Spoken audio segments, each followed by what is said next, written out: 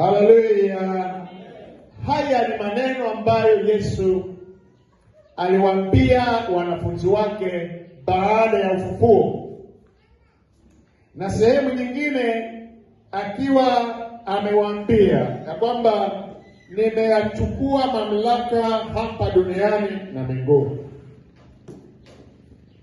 Na hapo anawaagiza wanafunzi, na alijua kila watakapokwenda, nguvu ya neno na nguvu ya Injili ni ufufuo wa Yesu Kristo. Amen.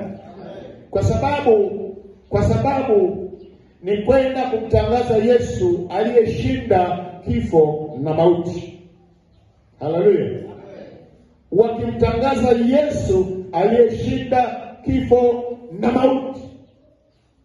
Na katika wiki hii au katika siku kama ya leo, bado tupo katika siku zile 40 za ufufuo wa Yesu.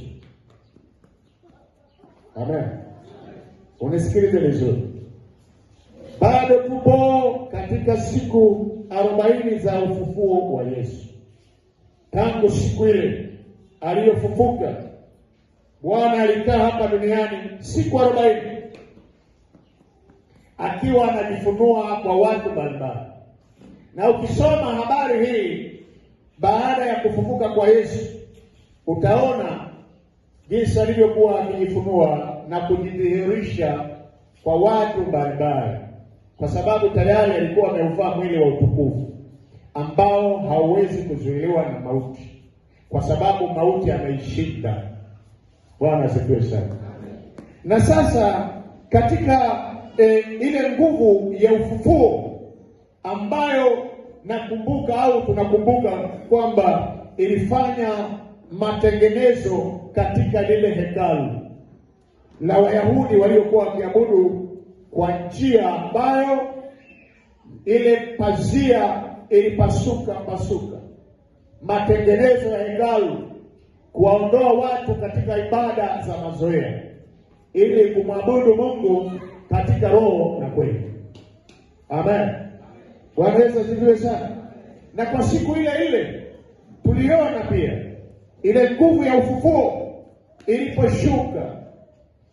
iliposhuka ikasababisha tetemeko kubwa, na lile tetemeko kubwa likasababisha mpaka makaburi yakafunguka, kwa sababu Yesu ameshuka mpaka kuzimu alipokwenda kuyachukua mamlaka na kumnyang'anya shetani mamlaka ya kuzimu. Na pale ndipo tunaona ile miili ya watakatifu ikainuka, siku ambayo Yesu amekata roho. Nguvu ya ufufuo ilishuka, na iliposhuka nguvu ya ufufuo, ndipo miili ya watakatifu waliolala katika Bwana toka enzi za kale, toka enzi zile za wakina Nuhu, kina Henoko, kina Ibrahimu, kina Musa na wengine